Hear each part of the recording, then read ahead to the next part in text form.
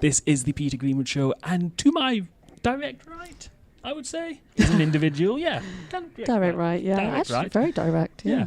Could you tell me your name and your show title, please? My name is Eleanor Higgins, and my show is called Wanted. How are you today, Ellen? Are you well? I'm good, thank you, Peter. Yeah, I'm good. I've just not long come off stage, so I'm got a little bit of adrenaline and cortisol running through me, but it's settling, you know, post-show. I was going to ask how long, that's one of the things I wanted to ask, but Oh, how really? long does that take to settle down after you come off stage? Are you immediately like, yes, I must do many things? Like, Yeah. Is your house the cleanest it's ever been after you come off stage? There's definitely, you're still sort of pumped, and then for me, there's like a lull, like a crash, which comes about 20 minutes after you come off stage, and then it sinks in. And then it's lovely. It's kind of, it's an addictive cycle. Yeah. Otherwise, why are we doing it? But why are we doing it? why are we doing it? That's Because we love it. Show next year. Why? Just Why am I doing this? That's a really good show title. Why am I doing this? No, it's not. No one needs more complaining artists. I think it's good. I'm good. Oh, It's thanks, good. Peter. It's good. Oh, It's good. I'll float it. So let's talk about Wanted. Uh-huh. Where did this show come from? What's its origin story? The origin story of Wanted. Yeah, good question. So it's loosely inspired by my past, which is kind of my up to this date. That's how I've kind of worked as a writer.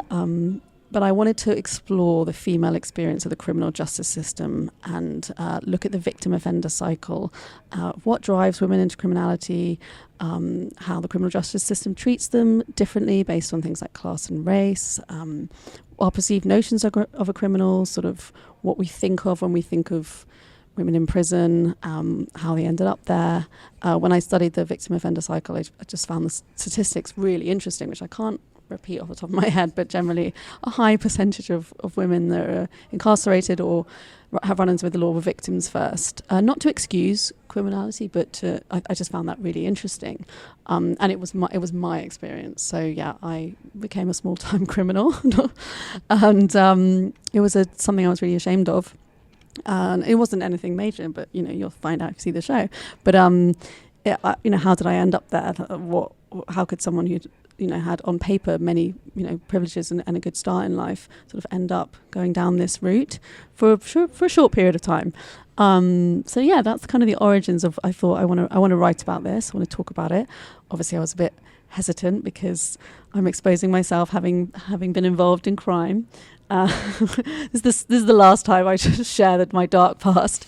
But I think, when we have the bravery and honesty to share about something we're ashamed of and something we're not proud of, it then shifts that shame can be, instead of just being useless shame, not the shame is useless, it finds its purpose, because I'm sure as humans we've all done things we're not proud of. Oh yes. And we have to and we have to live whether if you have a conscience or not. Most people do, and it's how we process that, how we make sense of those wrongs that we've done, and try and make it a right in some way. So yeah, I think that's the premise. So when you were writing the story, did you find this helped ultimately? And was there anything where you were like, this is a bit too real, I don't feel ready to put that in? Yeah. It's funny you say that, because not so much when I was writing it, but now that it's on its feet and it's in front of audiences, I'm actually just today on stage, there's something quite personal in the show. And today, for the first time, I thought, oh, I'm embarrassed. And it's funny because when I first wrote Wanted, first started writing it, I wrote a lot of the comedy because the crimes that I was committing, I'm ashamed to say, but otherwise, why would I have done it? Like we talked about, like an addictive cycle. Me and my accomplice at the time, we were kind of addicted to this little life of crime we were building. It didn't start out that way. It started out as supposed to be a singular incident, but it kind of escalated together because we kind of egged each other on, and we had so much fun, which is a difficult thing to say, but we felt like we were Robin Hood, sort of moralistic criminals, and we had a laugh. So when I first wrote it, I wrote them having this chaotic fun time, and an early draft, a creative friend of mine read it and said, these characters are really conceited and you need to justify a little bit what they're doing or have some kind of context. And I thought to myself, I'm reticent to sort of put trauma as a reason behind things, like, oh, what's the reason behind this? Oh, there was some kind of traumatic event, because I don't want to play into those tropes. But looking at it, I had to think about, well, what led me there, and what led my friend there, and why did we do that? And unfortunately, when I was researching the victim offender cycle, the things that lead women to criminality are things like trauma, poverty, sexual abuse, childhood abuse. So so then I was like, how do I talk about what led me there and feel like I'm not overexposing? But I felt like I found a way in the writing process to do it in a way that felt subtle enough to me, and not I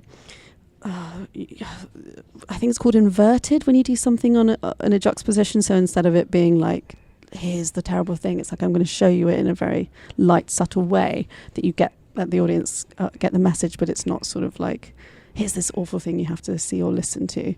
And that way I felt I handled it in a way that I could be sort of walk away and go, no, I feel okay about that. But just today, one of those moments came up on the stage, and I was like, oh God, I've really put this out there.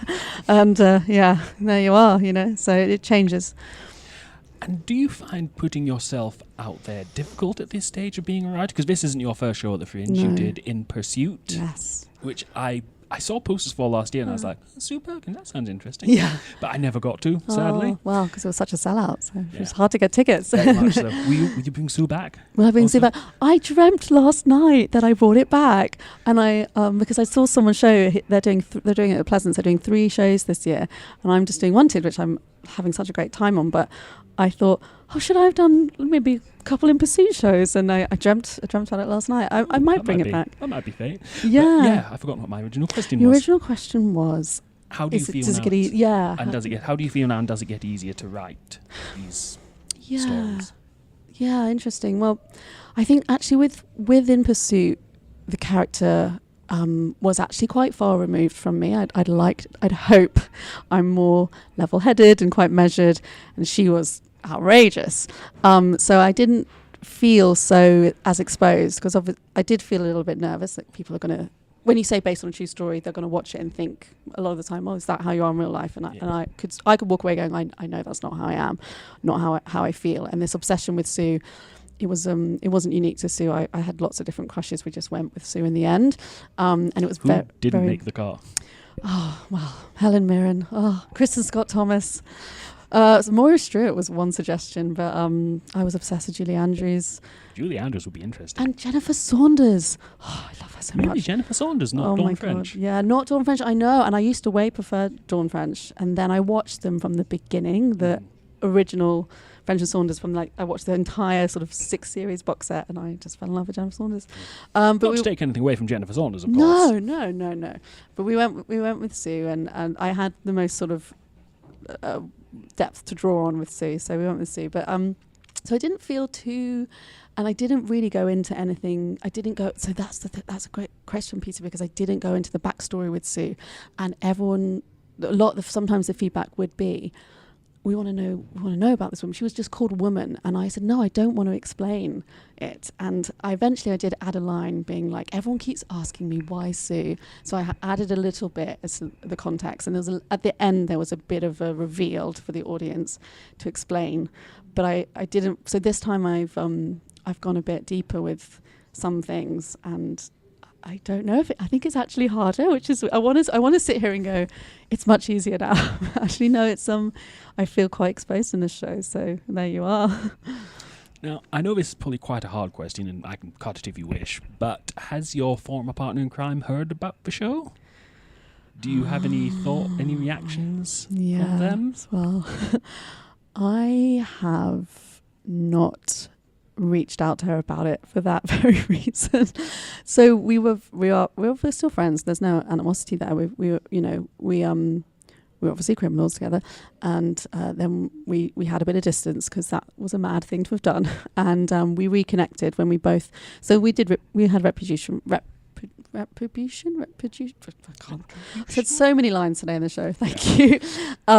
We both made financial amends and direct amends wherever possible to the people that we'd harmed, and obviously a lot of them were strangers. So we had to sort of put the record straight in other ways, and I know we both did that over a period of years. And then we reconnected again, and then just in the last 2 years, she moved out of London and we just sort of drifted, and I thought, she knew I was going to write something about it, but I haven't told her directly. But what I have done is told our mutual friends. So I saw some of our mutual friends and I said, please tell X, Y, and Z that I'm doing this show, and I'm writing this show about our friendship and what we did. And then I have been dreaming about her. But this show is, in terms of her, it is very the criminal stuff is actually very different. I've painted that very differently for various reasons. I think for narrative, don't let the truth get in the way of a good story. Yeah. So exactly. So if there's a lot in there that is completely fabricated, so it's more entertaining and more theatrical. So I don't feel like I have thrown myself under a bus, shall we say. My character is not liked at all. So I imagine if she did see it, she would feel protected. But I do. My plan is, once we're settled into the Fringe, I will tell her. That's the plan. Send her a text. Hey, how close to Edinburgh are you? Yeah. And then I saw another friend and just before I came up and said, have you told so-and-so? And he was like, oh, no, I haven't. I was like, please, so, but it'll come from me. This friend is not on social media, so I don't think. Oh, so you can't send him like the trailer, which I want to ask a little bit about, by the way. Yeah, I do. I watched the trailer for it of you hiding behind the thing, going through the handbag, the In Pursuit card, which I noticed. Oh, glad you like that touch.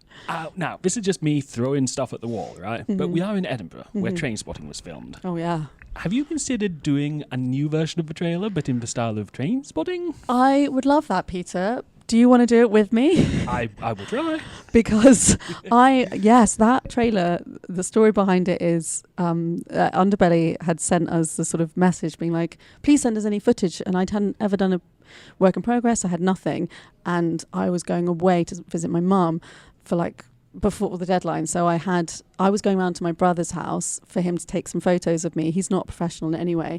And at midnight before I got there, I said, can we film something?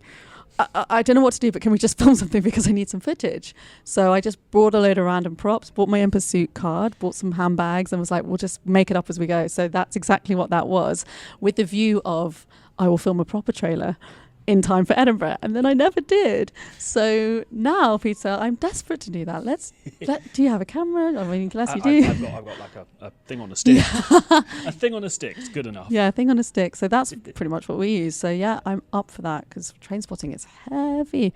But I think that's a fabulous idea. I will steal it from you. Please do. Feel free. This is my gift to you. Yeah, oh, thank you. I need these gifts. I need these creative gifts. What is next for Wanted after the Fringe? Yeah, well, the plan is we have a London run. I can't say too much about it, but we've been offered a London run, which is exciting.